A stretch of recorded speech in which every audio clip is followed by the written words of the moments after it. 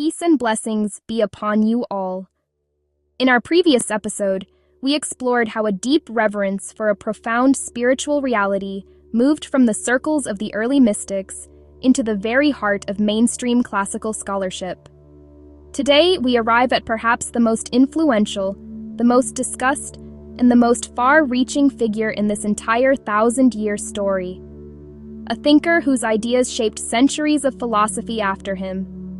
A man whom later generations would simply call the greatest master. His name was Ibn Arabi. Who was he? His full name was Muhammad bin Ali bin Muhammad ibn Arabi.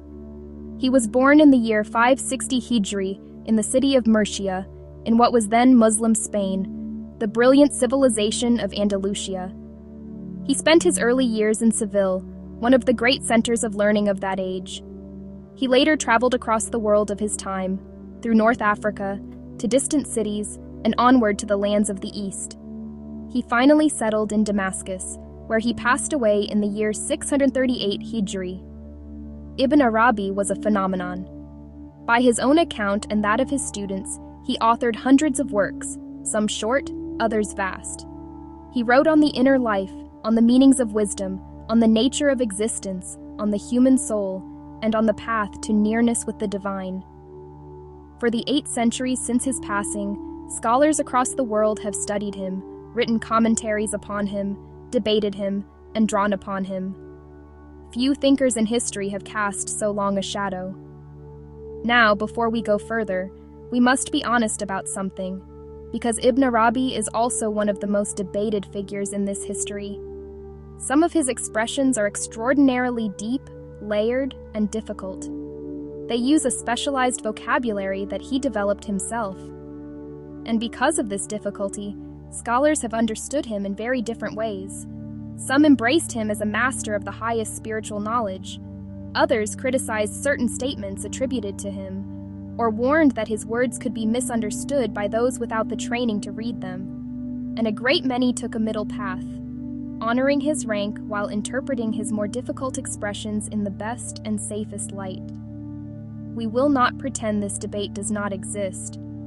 Instead, throughout these episodes, we will do what the most balanced scholars have always done. We will focus on the clear and central meaning of his teaching, read his difficult phrases in the soundest way, and always keep the firm boundary that he himself insisted upon. And what is that boundary?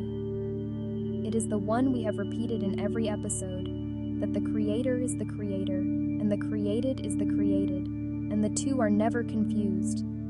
So what is Ibn Arabi's contribution to our subject, the spiritual reality at the heart of this series? Here is the heart of it. The early figures we have studied spoke of this reality in beautiful but scattered images. A lamp, a first creation, a fountainhead of all light. These were like brilliant jewels, but lying separately. What Ibn Arabi did was to gather these jewels and set them into a single, complete, systematic framework. He gave this teaching its most organized and most fully developed expression. In Ibn Arabi's vision, this spiritual reality is the first thing the divine brought into being, a reality through which all of creation receives its existence and its grace. He gave this concept a precise name that scholars would use ever after. Every figure before, in his understanding, drew from this one reality. Every seeker after inherits from it. The whole created order, from the farthest star to the smallest drop, is connected to this single source. But, and this is essential, Ibn Arabi never taught that the created reaches the level of the divine. Quite the opposite.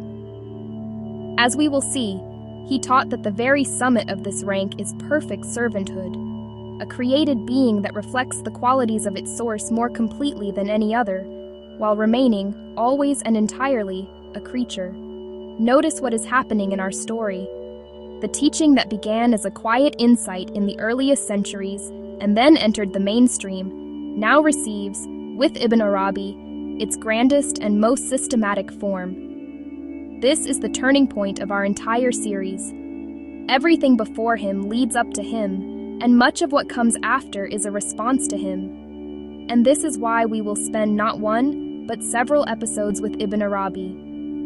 In the next episodes, we will open his two greatest works, his Book of Concentrated Wisdom, and then his vast masterwork, and explore their chapters on the first creation, the praised station, and the spiritual inheritance at the center of this tradition. So what is the summary of today's episode?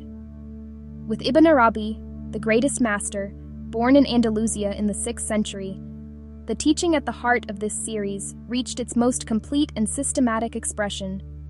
He gathered the scattered insights of those before him into a single framework, gave it a precise name, and placed at its very center the truth that the highest rank is perfect servitude. In our next episode, we will open the first of his great works and explore its profound closing chapter. So please subscribe and stay with us through this series. May the Most High grant us true recognition and understanding. Allah Hafiz.